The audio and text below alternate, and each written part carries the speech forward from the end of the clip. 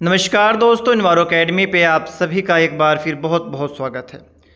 बच्चों, इस video lecture में कुछ और इम्पोर्टेंट क्वेश्चंस पे बात करेंगे जो आपके एग्ज़ाम के पॉइंट ऑफ व्यू से बहुत महत्वपूर्ण हैं।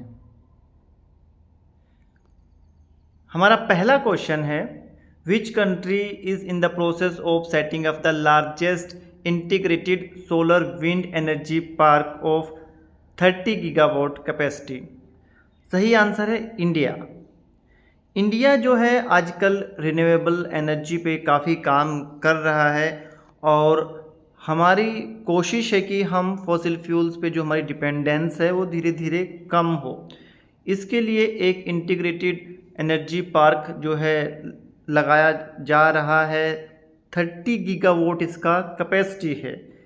ये पार्क जो है आपका गुजरात स्टेट में लगाया जा रहा है, कच्छ एरिया में। और इसका मेन उद्देश्य है कि हम विंड एनर्जी और सोलर एनर्जी दोनों को यूज़ करके रिन्यूएबल एनर्जी प्रोड्यूस कर सकें। आप सभी को पता है कि फॉसिल फ्यूल एक तो कॉस्ट बहुत ज़्यादा है और दूसरा ये है कि ये एक नॉन रिन्यूएबल रिसोर्सेज है जो भविष्य में ख़त्म हो जाएगा। इसके साथ साथ क्लाइमेट चेंज भी जो है एक मेन रीज़न है कि पूरी दुनिया जो है इंडिया के साथ साथ रिन्यूएबल एनर्जी की तरफ बढ़ रहा है, क्योंकि क्लाइमेट चेंज के अपनी ही एडवर्स इम्पैक्ट हमें देखने को मिल रहे हैं। तो ये जो प्रोजेक्ट है इसका उद्देश्य है कि भाई दिन के समय में सोलर एनर्जी जो है यूज़ करके एनर्जी प्रोड्यूस किया जाएगा और रात के समय में जो है विंड एनर्जी जो है वो डोमिनेटिंग एक फैक्टर हो जाता है एनर्जी प्रोडक्शन में। तो दिन के समय में सोलर एनर्जी से एनर्जी प्रोड्यूस होगी और जो है रात के समय में विंड मिल से एनर्जी प्रोड्यूस होगी। अगला हमारा क्वेश्चन जो है वो असर्शन रीजन पे बेस्ड है। सस्टेनेबल डेवलपमेंट पे एक क्वेश्चन जो है आपको दोनों पेपर में आजकल देखने को मिलता है।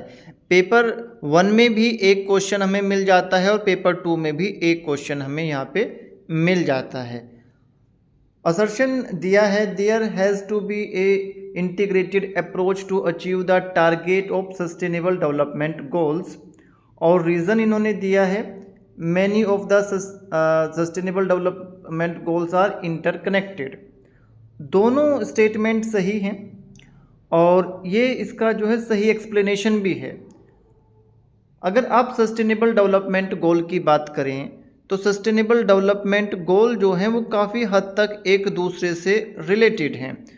अगर आप सबसे पहले पॉवर्टी को रिड्यूस करने की बात करें, उसके साथ साथ आप देखें कि हेल्थ से रिलेटेड गोल है, एजुकेशन से रिलेटेड गोल है, जेंडर इक्वलिटी से रिलेटेड गोल है, क्लीन एनर्जी, क्लाइमेट चेंज, बहुत जितने भी आपके 17 गोल्स हैं इनमें से आप देखेंगे कि जो गोल हैं बहुत सारे गोल जो हैं वो एक दूसरे के साथ में रिलेटेड हैं। जैसे कि अगर कोई भूखा नहीं होगा, ये सस्टेनेबल डेवलपमेंट का पहला गोल है कि हमें जो है हंगर को रिड्यूस करना है। तो सिंपल सी चीज़ है, अगर आप एजुकेटेड हैं तो उस समय पे आपको अच्छे खाने के लिए अपने साधन जुटाने में कम मेहनत करनी पड़ेगी। तो क्वालिटी एजुकेशन जो सस्टेनेबल डेवलपमेंट गोल 4 है, तो 1 और 4 जो है एक दूसरे के साथ में क्लोजली रिलेटेड हो गए।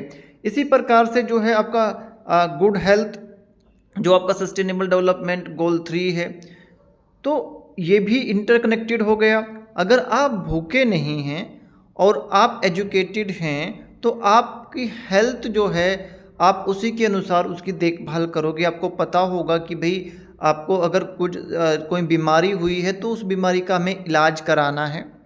जैसे कि अगर आप एजुकेटेड नहीं हैं तो क्या होता है कि आप दूसरे जो तरीके होते हैं बीमारी को ठीक करने के, जैसे कि अधिकतर गांव में आपने देखा हो उन तरीक़ों को अडॉप्ट कर लेते हैं और इससे बीमारी बढ़ जाती है। और जो लोग थोड़े से एजुकेटेड हो जाते हैं उनको पता है कि आपको अगर बुखार है तो आपको बुखार की दवा जो है ले लेनी चाहिए। तो बुखार की दवाई जो है अगर आपने ले लिया तो उसके ठीक होने के चांसेस जो हैं ज़्यादा होते हैं। उसी प्रकार से बहुत सारी ऐसी चीज़ें हो जाती हैं जिनको देखते हुए हमें लगता है कि ये झाड़ फूक एंड ऑल जो हमारे चीज़ें हैं हमारी सोसाइटी में वो काफ़ी डोमिनेटिंग है कि उनसे चीज़ें ठीक हो जाती हैं। जैसे कि गाँव में एक और चीज़ होती है कि अगर किसी को जो है मान लीजिए किसी इंसेक्ट ने या जैसे साँप जो है ऐसे किसी उसने काट लिया है जो आपकी बॉडी में जो है पॉइज़न इन एंटर कर सकता है उसके बाइट से। तो कुछ लोग अपना मेडिकल ट्रीटमेंट नहीं कराते हैं, दवाई की तरफ नहीं जाते हैं, वो जो है बेसिकली जो झाड़ फूँक और इस तरफ चले जाते हैं और इस पूरे उसमें जो है जिसको भी बाइट करता है स्नेक वगैरह उसकी उस पर्सन की डेथ हो जाती है। तो बहुत सारे एग्जाम्पल आप यहाँ पे ले सकते हैं कि ये जो गोल हैं वो एक दूसरे से काफ़ी इंटरकनेक्टेड हैं। अगर कोई भूखा नहीं होगा तो उसका हेल्थ जो है डेफिनेटली न्यूट्रिशन अगर उसे अच्छा मिल रहा है तो भी इम्प्रूव हो जाएगा। किसी भी एंगल से आप देखेंगे तो ये आप पाएंगे कि काफ़ी जो है रिलेटेड हैं। इसी प्रकार से जो है क्लाइमेट एक्शन गोल नंबर 13 की अगर हम बात करें तो अगर आपका क्लाइमेट चेंज जो है जिस तरीके से हो रहा है उस तरीके से ना हो तो बायोडाइवर्सिटी जो है जो डिक्लाइन हो रहा है due to the climate change वो कम हो जाएगा।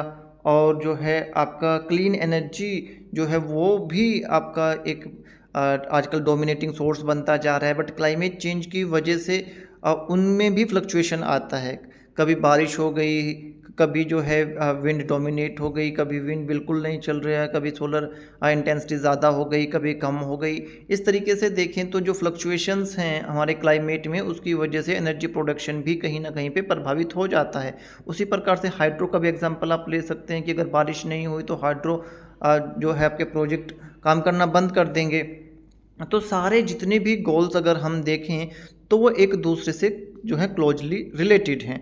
तो इस प्रकार से आप कह सकते हैं कि दोनों स्टेटमेंट सही हैं और ये इसकी सही एक्सप्लेनेशन है।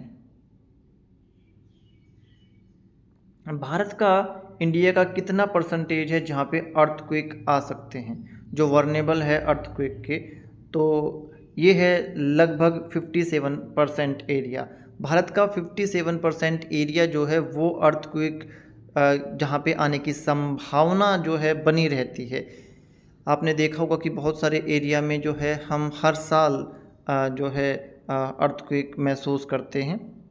तो अर्थ जो इंडिया का एरिया है वो इस लोकेशन पे है जहाँ पे अर्थक्वेक आने की संभावना ज़्यादा रहती है।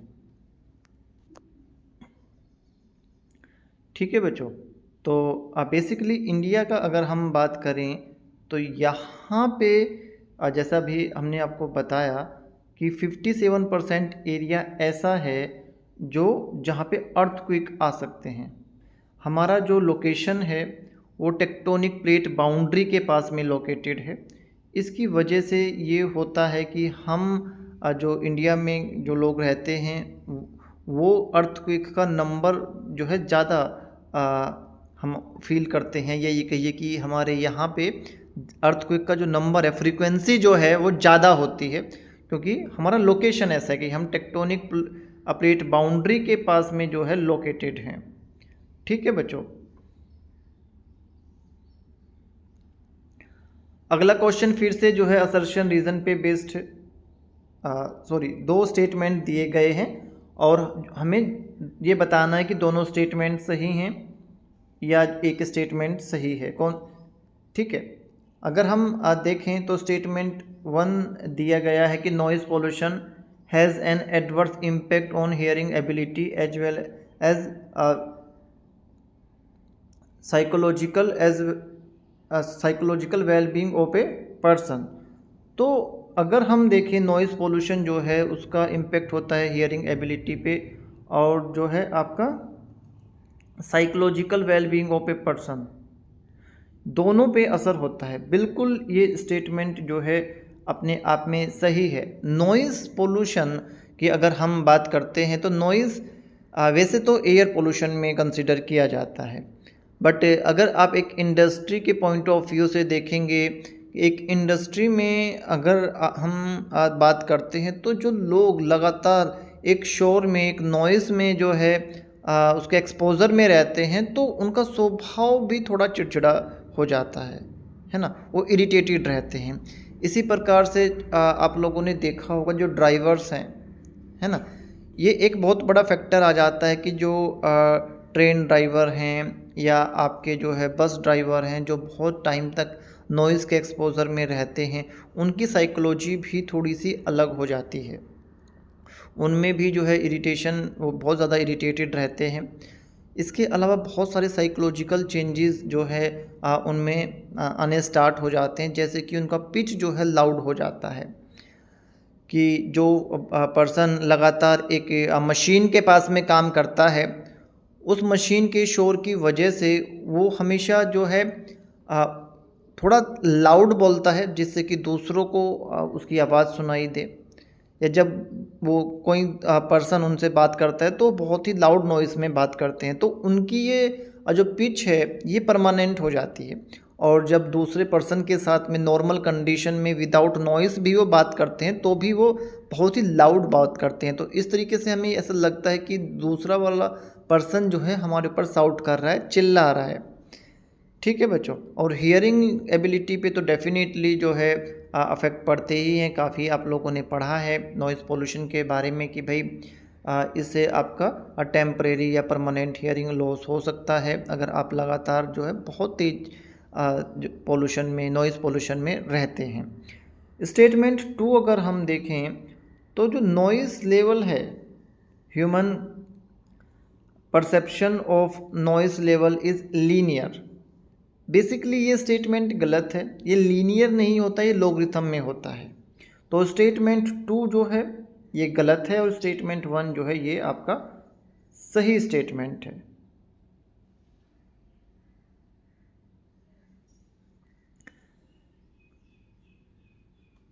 नेक्स्ट क्वेश्चन है, high value of which of the following parameter indicate good quality of water.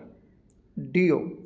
अगर डिज़ोल्व ऑक्सीजन ज़्यादा है तो इसका मतलब ये है कि आपके पानी की क्वालिटी अच्छी है।